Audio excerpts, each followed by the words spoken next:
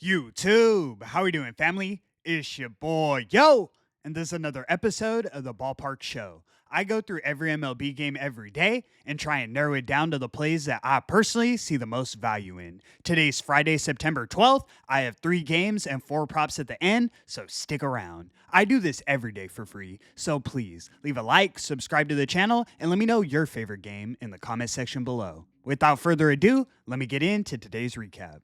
Recapping yesterday, we cashed our highlighted play of the day. We took the Chicago White Sox on the money line against the Tampa Bay Rays. Really no sweat, the White Sox routed them from start to finish. Shane Smith pitched a 5-inning shutout, and the bullpen handled the rest. Final score was 5-1 Chicago. We're now 7-8 highlighted in September, 19-13 on every game analyzed. Let's get back in that win column and start a streak today. Without further ado, let me get into today's games. For the sake of time, I'm going to just mention the Rays and Cubs game. It's a bonus play, but it'll count as a regular selection. The Cubs offense has been miserable, and I expect a bounce-back outing for Shane Baz. The Rays have the bullpen advantage at plus 136 odds. I have to take a shot. I'm taking the Rays on the money line as my bonus selection. In our first official matchup, we have the Pittsburgh Pirates in Washington taking on the Washington Nationals. This one's a pick'em. You can find minus 110 on either side. On the mound, we have Mitch Keller going for Pittsburgh, and we have Brad Lord going for DC.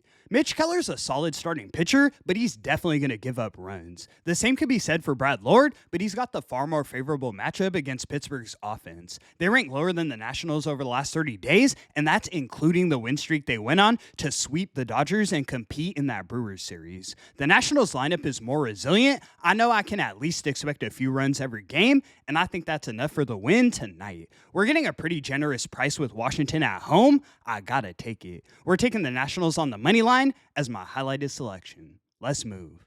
In our next matchup, we have the Houston Astros in Atlanta taking on the Atlanta Braves. Braves are minus 117 on the money line, and the total is 9 runs. On the mound, we have Jaden Murray going for Houston, and we have Hurston Waldrop going for Atlanta. Murray's a rookie, and I'm extremely worried about him in this spot.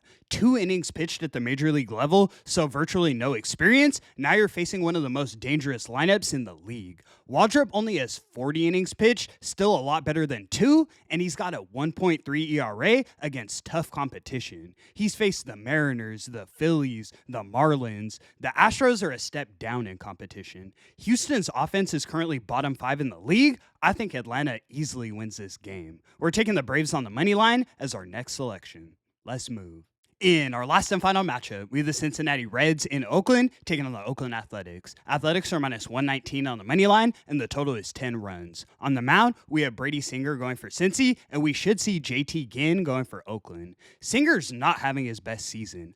4.2 expected ERA, and I see a lot of holes in his game. High walk rate, low velocity, low ground ball percentage. It hasn't looked good. Ginn's been serviceable. He has a better expected numbers, and the big thing is he almost gives up no hard contact. Then when I look at the lineups, that's where I see the real mismatch. The A's are top 10 over the last 30 days, and we've seen that 15 hits a game, while the Reds are bottom 5 over that same span.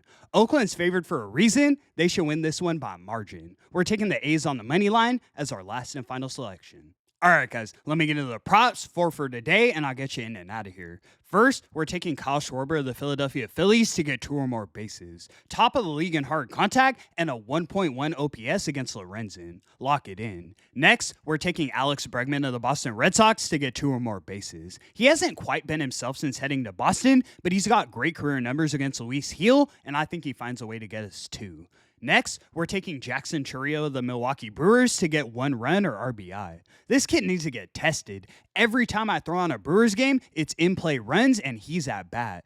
2.1 OPS against Palante, I think he gets on the board. For our final selection, we're taking Luke Raley of the Seattle Mariners to get 1 run or RBI. Not Raleigh, Raley. He's been out for the majority of the season, but he's back with a bang. He's got a career home run and a 1.6 OPS against Kikuchi. Love the matchup. And that's going to conclude today's video. Thank you so much for tuning in, guys. 7 and 8 highlighted in September. We are, of course, profitable on all selections, but let's get right with that highlighted tonight.